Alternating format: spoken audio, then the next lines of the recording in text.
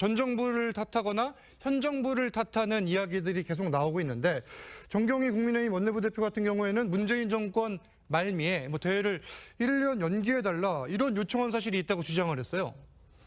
그 사실관계는 확인해봐야 되겠지만 확인해죠. 예. 사실 이게 처음에 문재인 정부에서 전라북도 책임이다라고 먼저 정쟁화시킨 것은 어떻게 보면 정부 여당 측에서 먼저 이렇게 시작을 했죠. 그래서 그거에 대해서 사실관계가 아니다라는 거를 반박하는 과정에서 이제 박근혜 정부 때 이거를 시작을 했고 추진을 했고 문재인 정부 때 유치를 했고 윤석열 정부 때 운영을 한 것인데 예. 운영과 1년 2개월 동안에 운영하는 준비 소홀이 문제의 핵심이다라는 지적들을 지금 하고 있는 것인데 예. 저는 이제 지금 두 분 패널께서 말씀하신 것처럼 비정치적인 행사 아닙니까? 예. 그래서 이게 정치권에서 이거에 대해서 정쟁하는 것은 저는 앞으로 이런 것을 예. 책임을 규명하고 재발 방지책이 가장 중요한 본질이기 때문에 그런 측면에서 좀 정쟁하는 바람직 않다라는 거에서는 저도 동의를 합니다. 그런데 이게 준비 소홀하고 부실하게 대응했고 이런 문제가 있었다는 것에 대해서는 다들 동의를 하셨어요. 그리고 그것이 일단은 안전한 잼버리 행사를 마무리한 이후에 반드시 이게 재발 방지 대책을 세워야 되기 때문에 그런 것들은 끝나고 하자라고 했고 예. 그런 과정이라고 저는 생각을 합니다. 그래서 이것이 조금 전에 말씀드렸지만 박근혜 정부부터 윤석열 정부까지에 걸쳐서 있었던 거의 10년간에 걸쳐서 있었던 그 행사였거든요. 예. 그 과정 속에서 제대로 된 시시비비들을 가려야 되는데 일단은 이 새만금 지원 특별법에 보면 정부 지원회의 위원장이 총리로 되어 있지 않습니까? 총리로 되어 있고 조직위원장의 주무부처 장관이 여가부 장관으로 되어 있는데 네. 지금 회자되고 있는 것은 국무총리실 산하의 국무조정실에서 감찰을 하고 감사원에 감사를 하겠다 이렇게 지금 그 말들이 나오고 있는데 이것은 어떻게 보면 그 감찰의 대상자인 분들이 스스로 셀프 감사, 예. 감찰을 하는 것이라서 신뢰를 받기 어렵다. 그런 차원에서 국회 차원의 국정조사도 필요한 것 아니냐라는 주장을 민주당에서 좀 하고 있는 것이다. 그러니까 민주당에선 검찰 특활비처럼 정부가 예산을 썼다 이렇게 이야기를 했고 여기에 오늘 오전 유상범 의원이 물에 빠진 사람을 구해줬더니 보따리 내놓으려는 격이다. 이렇게 이야기를 했어요. 강선우 대변인이 지적한 것은 예. 폐영식 이후에 돌아가지 않고 잔류해서 관광하는 잼버리들이 있는 거예요. 그 잼버리들에 대한 숙식 제공이라든지 이런 것들을 언급하셔서 그럼 그 비용까지 우리가 국가가 대줘야 되느냐에 대한 예. 비판인 거예요. 그러니까 예를 들어서 그 잔류하는 관광을 하고 있는 잼버리 등에서 숙식이나 관광 프로그램이나 또는 교통편이나 이런 것들을 안내해주고 하는 것들은 도와줄 수 있어요. 그런데 추가로 들어가는 그 돈들. 비용을 예. 대주는 것은 그 어떤 기준도 없는데 그것은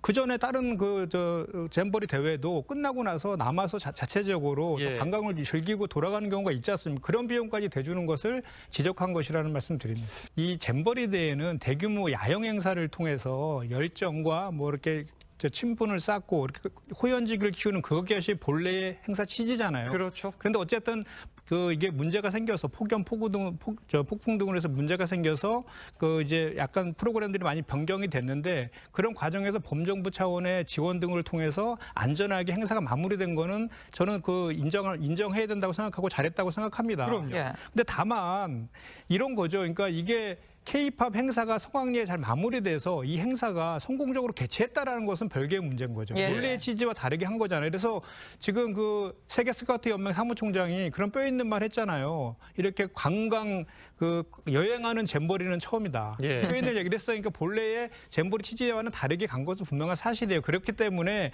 지금 끝난 이후에 정부도 그렇고 여야도 그렇고 이거에 대해서 제대로 된 진실규명과 책임 규명을 해야 된다는 얘기를 하고 있는 거 아니겠습니까? 예. 그렇죠. 금요일 오전에 이 공직선거법 위반 10차 공판에서 나온 거잖아요.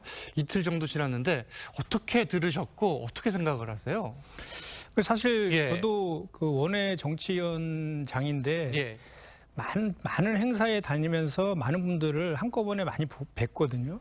그래서 그분 한 분 한 분을 다 기억하는 게 사실 지금 어렵습니다. 그래서 이제 가끔 가다가 어떤 분들 대무르는 분이 계시거든요. 저 아시죠? 이렇게 하면 그때 네. 잠깐 뜨끔한 그런 경우가 예. 많거든요. 그런 경우 있죠. 이제 원외 정치인 저도 그런데 당시에 시장이라든지 이런 분들이 얼마나 더 많은 사람들을 만났겠습니까? 그래서 저는 그거에 대해서 이재명 대표가 지금 법정에서 진술하고 있는 것들은 사실이라고 생각하고 다만 지금 현재 이 재판이 있지 않습니까? 예. 고 김문기 씨를 안다 모른다라는 기억하고 백현동 용도 변경에 대해서 협박으로 느꼈다 이런 느낌을 가지고 지금 기소한 거잖아요.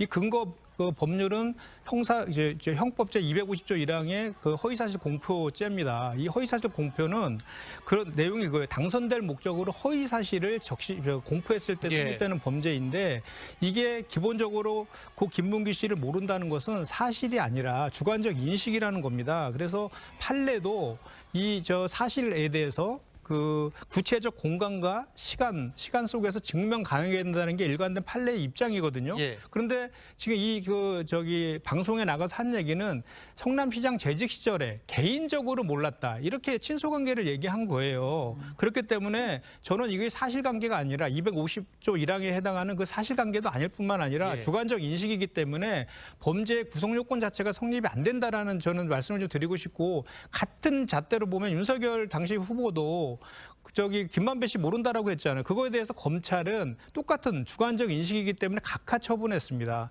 이와 관련해서 이런 그 잣대를 보더라도 이것은 검찰에서 좀 무리한 저는 기소를 했다 이렇게 생각합니다. 뭐 민주당 내에서 비판이 나오는 거 알겠는데 이 홍위병이라는 비유 뭐 적절합니까? 분위기 어떻습니까? 아니, 그렇지는 않죠. 지금 예. 우리 김근식 교수님께서 오늘따라 유독 내피셜로 강하게 좀 비판을 하시는데 개인의 생각이다. 그 우리 혁신안이 2개밖에 없다라고 하시는데 그렇지 않습니다. 우리 예. 혁신안 내용에 좋은 내용이 정말 많습니다. 그 뭐 정책 정당을 지향하면서 우리 최고위원 중에 2명을 그 정책 지명직 최고위원으로 하자는 내용도 있고 예. 정책 대변인도 두자라는 얘기도 있고 또 그리고 이제 그 예비 내각제도 있고요. 그리고 미래 세대들 뭐 청년이라든지 노동이나 이런 그 소외된 계층들을 대표하는 미래 세대에 대한 내용들도 있고 많이 있습니다. 그 중에 이제 특히 이제 우리 그 민주당의 그 이번에 김은경 혁신안에 대해서 비판하고자 하는 분들이 당내에 이제 좀 그 분열적 요소들이 있는 게 대의원 제도하고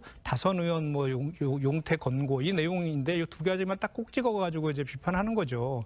근데 실제로 그렇지 않습니다. 그러니까 원래 우리 그 김문경 혁신안이 사실은 그 돈봉투와 코인 문제 때문에 시작됐잖아요. 그렇죠. 그래서 그거에 대해서 먼저 혁신 일을 띄우라고 요구한 것은 당내에서의 비명과 소위 말하는 반명 의원들이었어요. 그리고 그 혁신에다 정권을 주라라고 얘기했죠. 근데 중간에 이제 김은경 위원장이 그 노인 비하 발언으로 설화가 생기면서 이제 그 핑계거리가 생긴 거죠. 그렇지만 이 당의 그 혁신위는 당의 공식 그 기구인 것입니다. 김은경 위원장 한 명이 만든 내용이 아니에요. 그래서 메신저를 공격함으로 인해 갖고 그 혁신한 내용 자체를 폄하하거나 부정해서는 안 된다고 저는 생각하고 우리 그 혁신한 내용 중에서 이제 말씀하신 그 내용을 좀 말씀드리면 대의원 제도에 대해서 말씀을 많이 하시니까 사실 대의원 제도에 대한 폐지는 한참 전부터 논의가 되어 왔었어요.